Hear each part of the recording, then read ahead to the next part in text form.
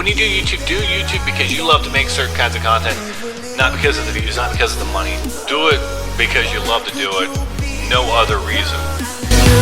Walk into a smoke-filled room, a little black dress and mama shoes. Easy me to be so. Hey guys, what's up? I'm Third Time's the Charm. You can't see it, but this kid you can. Bringing you guys everything gaming.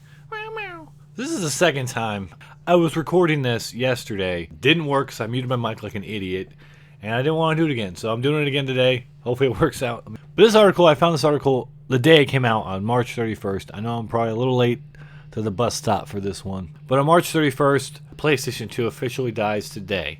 16 years ago, the PS2 released worldwide, initially in Japan, I think maybe 9 months later in the US. It was, a revolutionary console that set Sony on a path of gaming greatness that they maintain to this very day. While the original PlayStation came first, it's undeniable that the PlayStation 2's success is the driving force behind the brand today. The PS2 is the highest selling console with over 150 million units sold. The PS1 with 102 million units is right behind it.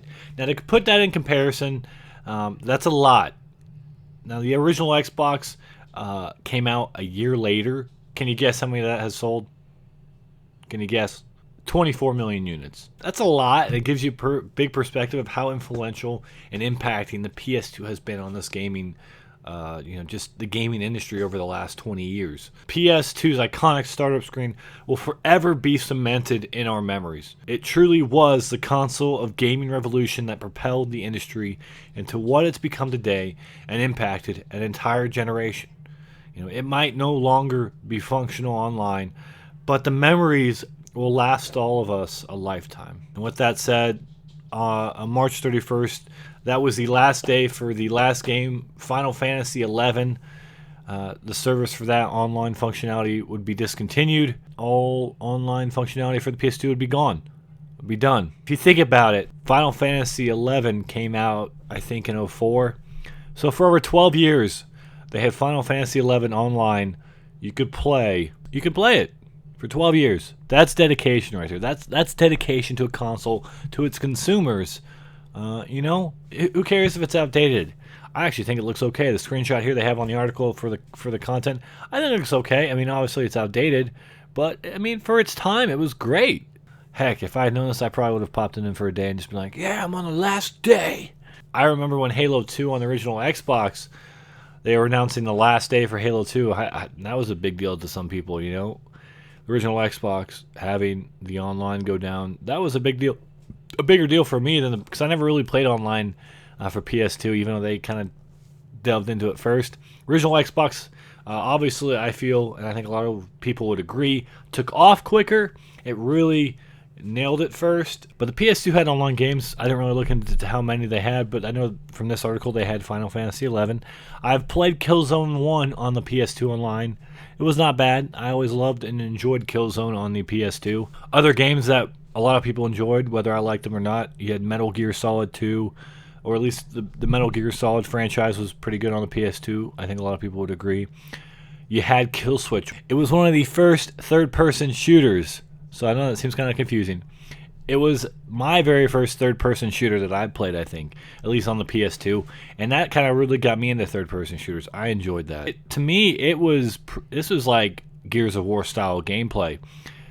People like to think Gears of War is known for its, hiding behind corners and cover-based combat. But Kill Switch, you go look that up.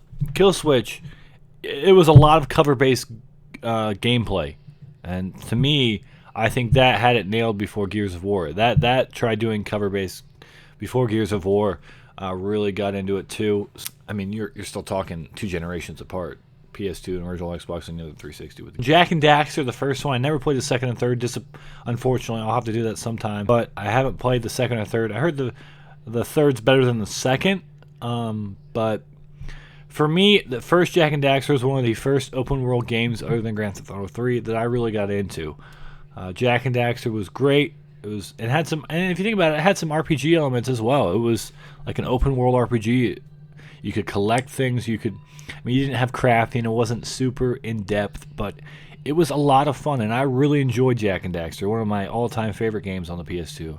There's quite a few games out there that really revolutionized the PlayStation 2 and just gaming in general, and has since then. And it's forever impacted this generation, or this industry, should I say.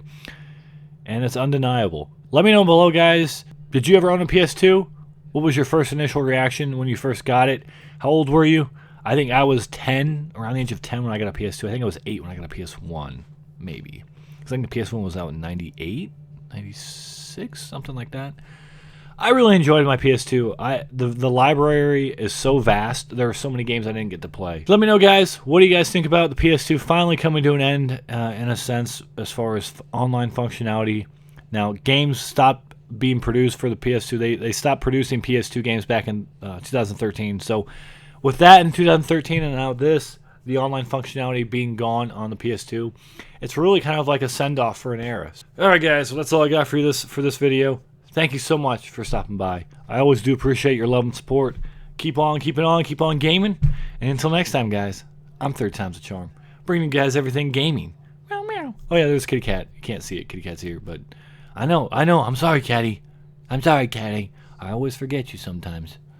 That made sense. All right, bye. Hey, this was really fun. We hope you liked it too. Seems like we've just begun When suddenly we're through. Goodbye, goodbye, good friends, goodbye. 'Cause now it's time to go.